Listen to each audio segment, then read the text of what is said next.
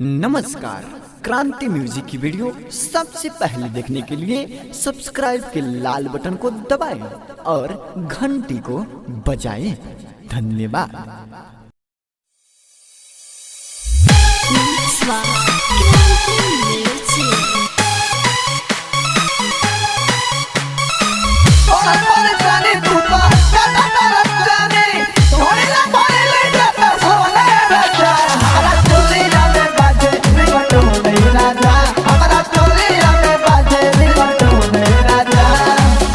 रहले मिले हमारा से लोभर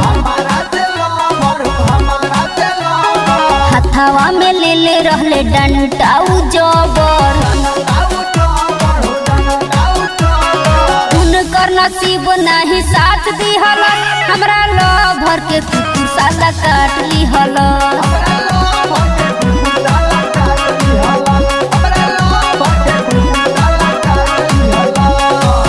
कर जो हम लागल बड़ी चोट देखिए के हाल झुराई बटे उठो गिरला के चलते हो बोले गोठो अरे अब का करी हो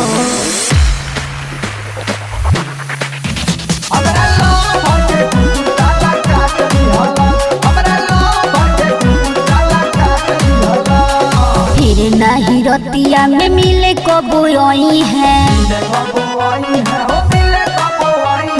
जाके अस्पताल में सुई लगवाई है गिरले मुखरिए उलाट दी हलस हमरा लोभर के कुकुर साला काट ली हलस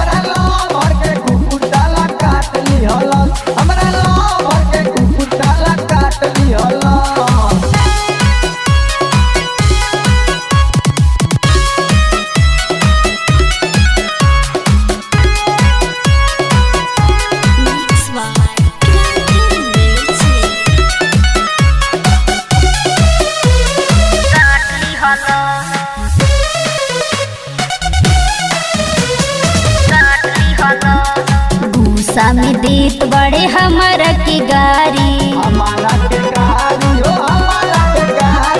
कहतार देख जाके दोसर दुआरी